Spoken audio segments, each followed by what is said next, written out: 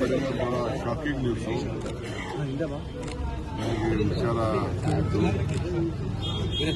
ಹಿರಿಯ ನಾಯಕರು ಯಾವಾಗಲೂ ಕೂಡ ಪಾಸಿಟಿವ್ ಆಗಿ ಆಲೋಚನೆ ಮಾಡ್ತಿದ್ದರು.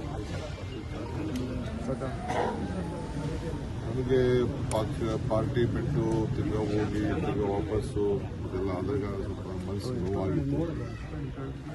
ಅವ್ರ ಪೊಲಿಟಿಕಲ್ ಭವಿಷ್ಯದ ಬಗ್ಗೆ ಅವ್ರು ತೀರ್ಮಾನ ಮಾಡಿದ್ದಾರೆ. ಅದು ನಾನು ಬಗ್ಗೆ ಚರ್ಚೆ ಮಾಡಿಕೊಂಡಿಲ್ಲ. ಬಟ್ ಭಾಳ ಪ್ರೋಗ್ರೆಸಿವ್ ಲೀಡರ್ ಅವರು.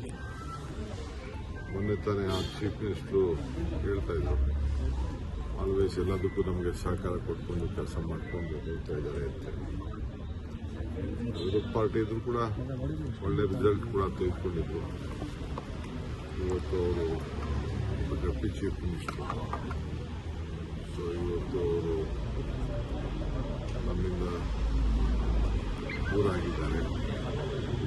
ಅವರ ಆತ್ಮಕ್ಕೆ ಶಾಂತಿ ಸಿಗಲಿ, ಅವರೆಲ್ಲ ಕುಟುಂಬದ ಅನ್ಯಾಯಿಗಳಿಗೆಲ್ಲ ಏನು ದುಃಖವನ್ನು ಬರೆಸುವಂಥ ಶಕ್ತಿ ಸಿಗಲಿ.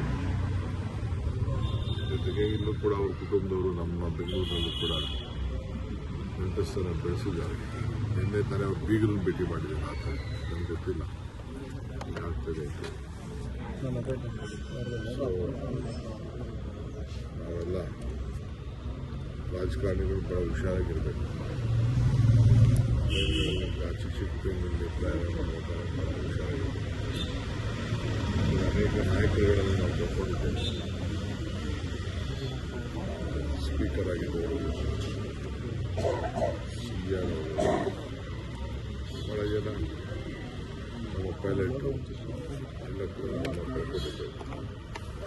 ಹುಷಾರಾಗಿರಬೇಕು ಅಂತ ನಾನು ಭಾವಿಸ್ತೀನಿ. ತಾಂತ್ರಿಕ ದೋಷ ಅಂತಾರೆ. ನನಗೇನು ಗೊತ್ತು, ನನಗೆ ಬಂದಿರೋ ಮೆಸೇಜ್ ಏನಿದೆ ನನಗೆ ಇಮಿಡಿಯೇಟ್ ಫೋನ್ ಮಾಡಿ ನನಗೆ ಹೇಳಿದ್ರು. ನಮ್ಮ ಸೋಷಿಯಲ್ ಮೀಡಿಯಾವರು ನನಗೆ ತಿಳಿಸಿದ್ರು. ನನ್ನ ಫ್ರೆಂಡ್ಸು ಕೂಡ ಬಾಂಬೆಯಿಂದ ಫೋನ್ ಮಾಡಿ ಇಮಿಡಿಯೇಟಾಗಿ ತಿಳಿಸಿದ್ರು. ಅದನ್ನೇ ಎಲ್ಲ ಮಾತಾಡ್ತಿದ್ದಿಲ್ಲ. ಇನ್ನು ಅರ್ಧ ಗಂಟೆ ಮುಂಚಿತಾಗೆ ಹೊರಡುತ್ತಿದ್ದಾರೆ. ಯಾರಾದ್ರೂ ಒಳಗಡೆ ಇದ್ರು ಏನು ಇತ್ತು ಅಂತ ಹೇಳಿ ಅದನ್ನು ಚರ್ಚೆ ಮಾಡ್ತಾರೆ. ಇತ್ತೀಚೆಗೆ ವಿಮಾನ ದುರಂತಗಳು ಜಾಸ್ತಿ ಆಗ್ತಾ ಇದಾವೆ. ಈಗೇನು ಅದ್ರ ಬಗ್ಗೆ ಮಾತಾಡೋಕ್ಕೆ ಹೋಗಲ್ಲ. ಸ್ವಲ್ಪ ಡೀಟೇಲ್ ರಿಪೋರ್ಟ್ ಬರಲಿ, ಆಮೇಲೆ